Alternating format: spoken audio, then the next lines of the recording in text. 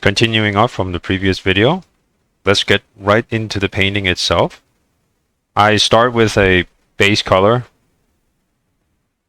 While gray is the base color, I'm starting with the actual colors of the figure, and I start with black because that's underneath everything, and you have the white, technically the biggest shapes of the armor, which is white or gray, or in this case soft beige, and then I will add in yellows.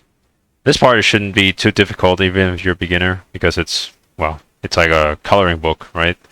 So just go with the color you feel like is correct and just paint it into it. Try to pick something a little on the medium side. And if you're pressed for time, you can always just sample colors from your own paintings or even the images, but be careful to not be too dependent on it, especially if you're learning. But it's not forbidden, I wouldn't say. Anyway, this method I'm using is pretty simple. So I use a base color, then I put a white layer on top, and then put it to a color mode. You could also put a saturation hue layer and then drop it to 0, and then copy the color layer that you have, and then make it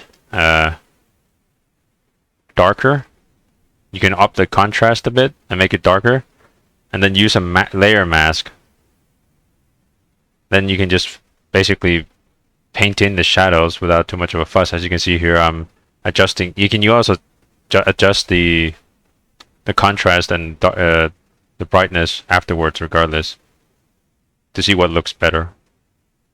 And then you can flatten the layer and then just paint like as if you have filled in the shadows. You can always use a multiplier brush or a layer as well. That works. So just go with whatever works best. In this case, I just picked the method that I thought would be the easiest to pick up. It's good that I show this part as well. I personally think in hindsight that I'm focusing a little bit too much on the finer details when I really should still be focusing on the bigger picture and shading in correctly before I start making these pretty little lines and detailing. Because if it doesn't really work out, you're gonna paint over it, and you can potentially lose all the work your hard work you have put in.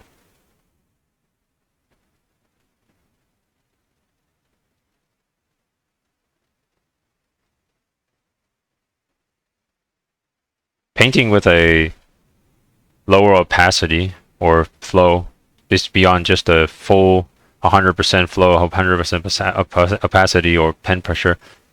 You can really pick and sample colors from the background, from other elements of the painting, and really push and pull things around. This is by far my favorite method, although I can't really argue for its merits, but I think the result speaks for itself.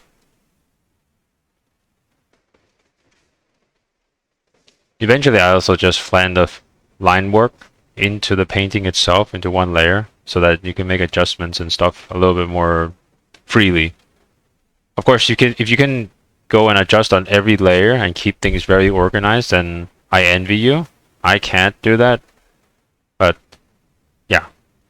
Organized layers are pretty good, especially if you want to do matte painting or anything like more super serious and very detailed and clean. Then you really should keep things on separate layers, if at all possible. But I just yeah, I don't really have the patience to do that.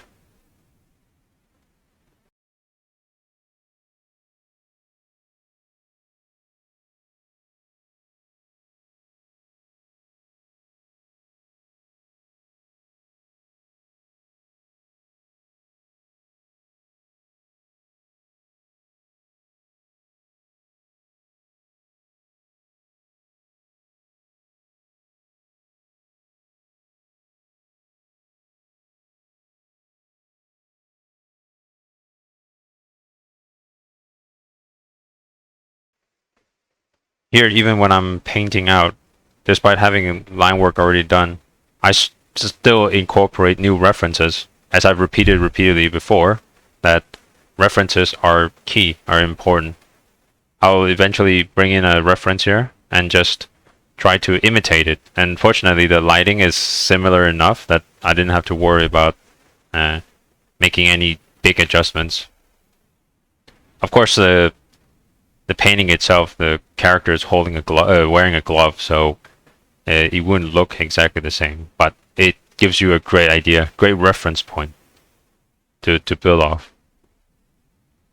Here, I even shaded in that little piece of armor in the back of his hand just to, get it in perspective. You can always do that as well. Just paint onto your reference to see how it looks. It's as far as I know, it's not a crime.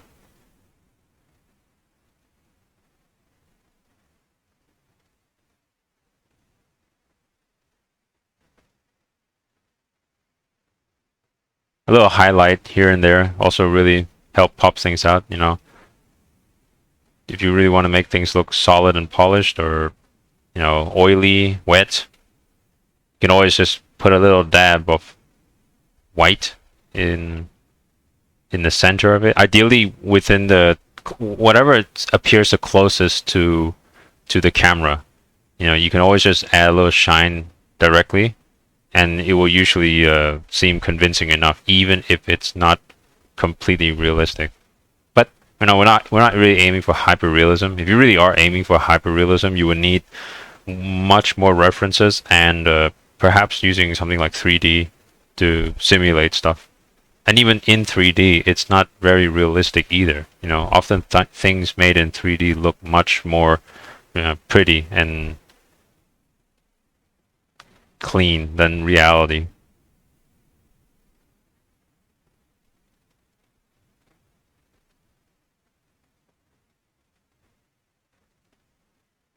Here I'm just rendering out the face. Try to simultaneously blend, but also try to incorporate more contrast. This face is very simple. I would never dare to say that this is the most, you know, the, the best face I ever made, or like this is the be-all end-all of painting faces. But as you can see here, hopefully you can learn a thing or two. Eventually, I had to change the shape of this hair because my client forgot to inform me that he has a different hairstyle. But hey, yeah, it happens. As strange as it sounds, I'm personally not a huge fan of introducing a lot of crazy amount of colors. If I can get away with the least amount of colors as possible, I would try to do that. I think it really unifies a painting when the palette is similar enough across the whole painting.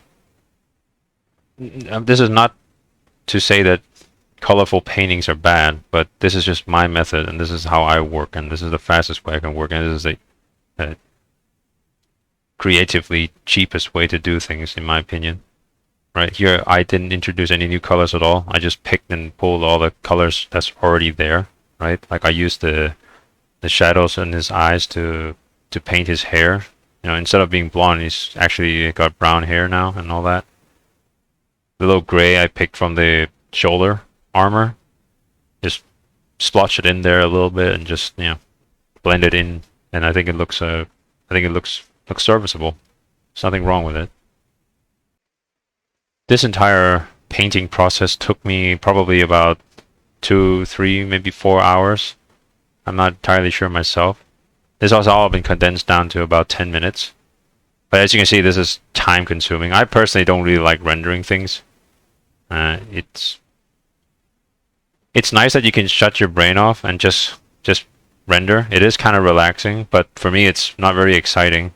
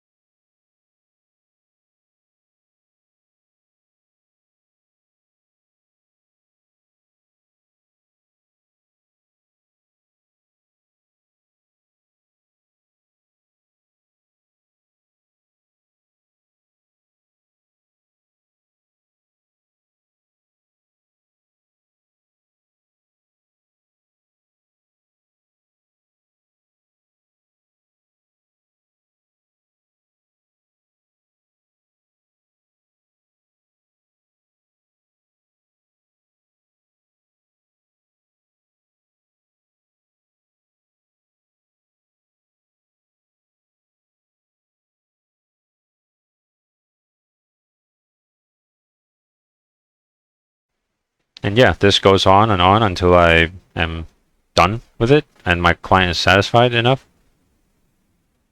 And hopefully this has been useful or insightful at the very least. Here's a quick recap and thanks for watching.